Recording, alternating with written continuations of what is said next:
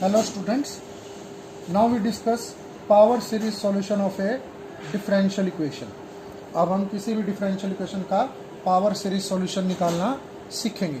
जैसे कि आपको याद ही होगा, हमने किसी differential equation के लिए पॉइंट डिस्कस किए थे, ऑर्डिनरी, सिंगुलर, सिंगुलर के फर्दर दो पार्ट थे, रेगुलर सिंगुलर और इरेगुलर सिंगुलर। तो हमारे सिलेबस में ऑर्डिनरी पॉइंट पे पावर सीरीज सॉल्यूशन निकालना है और रेगुलर सिंगुलर पॉइंट पे पावर सीरीज सॉल्यूशन निकालना है, इरेगुलर सिंगुलर पॉइंट पे नहीं है।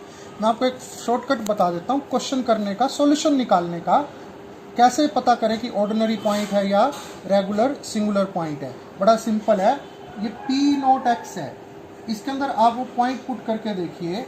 अगर वो जीरो बन जाता है, जीरो, तो क्या है भाई, आपका रेगुलर सिंगुलर पॉइंट है। और अगर जीरो ना बने तो क्या होगा, ऑर्डिनरी पॉइंट होगा। ठीक है ना, जीरो ना बने तो ऑर्डिनरी पॉइंट। एक बात और, हम हर क्वेश्चन में जीरो को डिस्कस करेंगे। अगर जीरो नहीं भी गिवन होगा तो हम क्वेश्चन को जीरो में चेंज करना सीखेंगे। तो मैं यही मान के कर रहा हूँ कि जीरो के ऊपर क्या करना है, सॉल्यूशन निकालना है।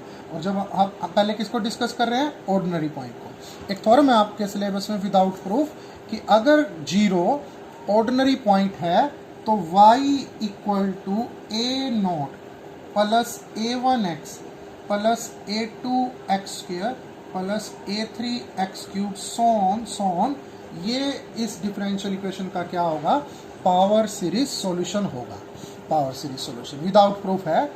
अगर ये इस डिफरेंशियल इक्वेशन का सॉल्यूशन है तो बड़ी सिंपल सी बात है, ये इसको क्या करेगा, सेटिस्फाई करना चाहिए। कहने का मतलब कि अगर मैं y ये रहा, जिसको कि आपको पता ही है क्या लिख सकते हैं, समेशन n 0 से इन्फिनिटी an x की पावर n।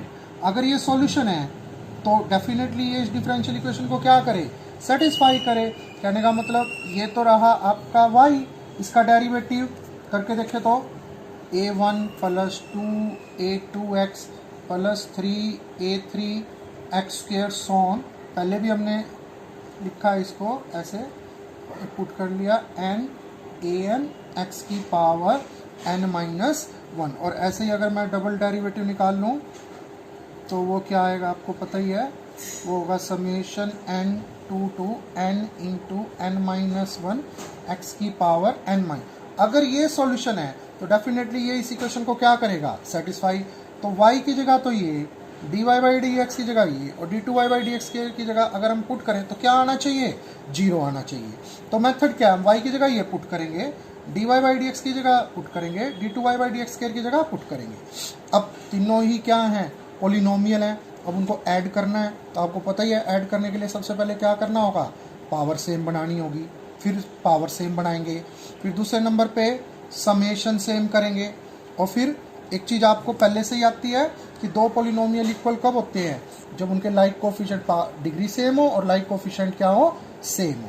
ठीक है, तो अब इन चीज़ों का यूज़ करके हम क्या करेंगे, ऑर्डिनरी पॉइंट पे सॉल्यूशन निकालेंगे।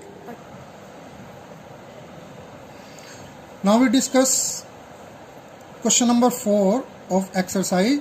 ये देखिए क्वेश्चन क्या है, 1 plus x² double derivative plus x dy by dx minus y equal to 0। और स्टेटमेंट दी हुई है क्या, जीरो के ऊपर क्या निकालना है, पावर सीरीज सॉल्यूशन निकालना है। तो सबसे पहले मैंने क्या करा, जीरो यहाँ पुट करके देखा, जीरो। ये देखिए अगर जीरो यहाँ पुट करते हैं तो क्या वैल्यू जीरो आ रही है, नहीं। इसका मतलब जीरो कैसा पॉइंट है, ऑर्डिनरी पॉइंट है।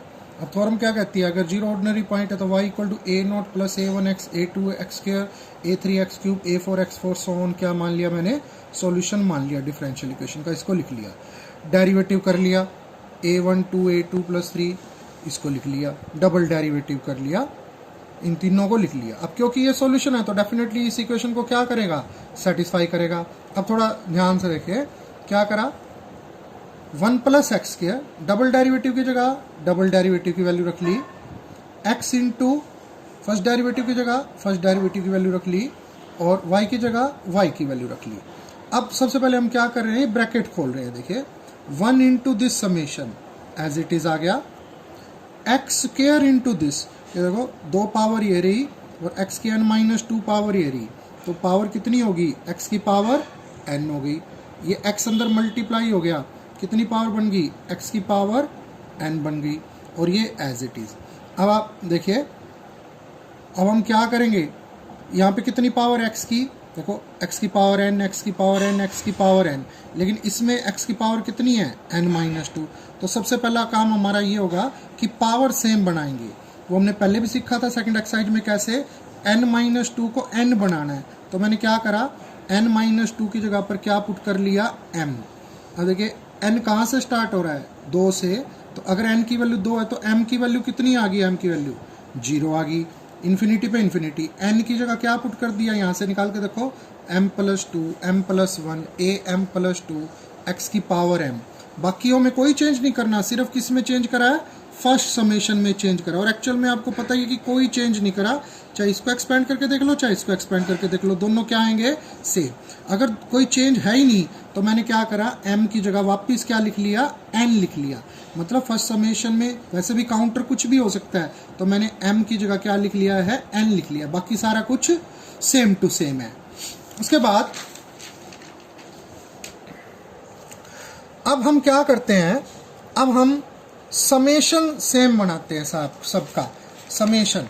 देखिए जैसे यहाँ पर 0 से शुरू हो रहा है, 2 से शुरू हो रहा है, 1 से शुरू हो रहा है और 0 से शुरू हो रहा है। तो सबसे बड़ा इंडेक्स क्या है, 2। तो इन सबको किसके ऊपर लेके जाएंगे, इन सबको चेंज करके क्या लेके जाएंगे, 2। वापिस तो आ नहीं सकते, आगे जा सकते हैं। तो क्या करेंगे, फर्स्ट में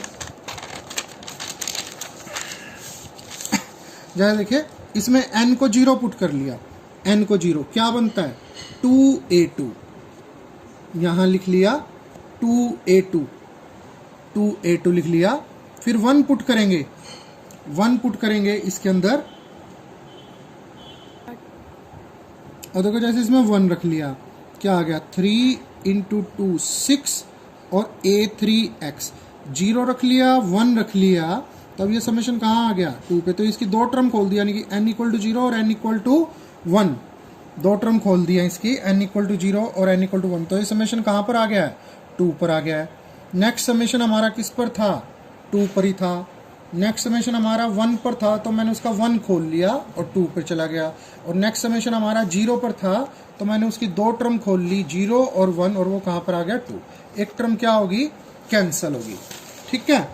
अब देखिए, अब हमारे पास टर्म है बिना x की और बिना x की, तो इन दोनों को मैंने इकट्ठा कर लिया। एक ही टर्म है जिसमें क्या है, x है, वो मैंने लिख लिया। अब मेरे पास 4 समेशन है, 1, 2, 3 और 4। अगर आप लास्ट वाले 3 देखोगे तो सब में an और an है। इसमें n+2 है, यहाँ पर xn मिसिंग है। ठीक है, तो हम क्या करते हैं, मैंने रफ में इनको क्या करा, an कॉमन निकाल के और इकट्ठा कर लिया तीनों को, लास्ट वाले तीनों को। उससे पहले वाला यूं का यूं लिखा हुआ है और लास्ट वाले तीनों इकट्ठे कर लिए। अब देखो इन दोनों समेशन में पावर सेम, समेशन सेम। तो नेक्स्ट स्टेप में क्या कर लिया, इनको इकट्ठा कर लिया दोनों को। अब ये देखिए पॉलिनोमियल है, कांस्टेंट टर्म पॉलिनोमियल की, x की पावर 1, और अगर मैं देखो ध्यान से इसमें 2 रख के देखता हूं तो क्या आता है, x की पावर 2 का कोफिशिएंट, 3 रखूंगा तो x की पावर 3 का कोफिशिएंट, सो ऑन। और इसके राइट हैंड साइड में क्या है, 0। ये भी एक पॉलिनोमियल है, इसको मैं यूं कह सकता हूं, 0 + 0x + 0x² + 0x³ so on. तो अब वही बात आ जाती है, अब दो पॉलिनोमियल इक्वल कब होते हैं, पावर सेम और कोफिशिएंट सेम। तो ये सारे कोफिशिएंट क्या होने चाहिए, 0 होने चाहिए। तो constant term comparing coefficient, constant term 2a2 - a0, a2 की वैल्यू आ गई a0/2, 6a3 = 0, तो a3 क्या आ गया, 0। बाकी x² का कोफिशिएंट, x³ का, सारे इसके अंदर हैं। अब देखिए क्या पुट कर लिया, ये भी 0, ये रहा एंड 0। ये इक्वेशन 0 कब वैलिड है, जब n 2 या 2 से ज़्यादा हो, तब वैलिड है। तो फिर उसके बाद an+2 आ गया हमारे पास। अब मेरे पास किसकी वैल्यू है, a2 की है, a3 की है। अब a4, a5, a6 सब की यहाँ से निकालते हैं। 2 पुट कीजिए, a4 की वैल्यू आ गई, 2 पुट करा, -1/4 a2।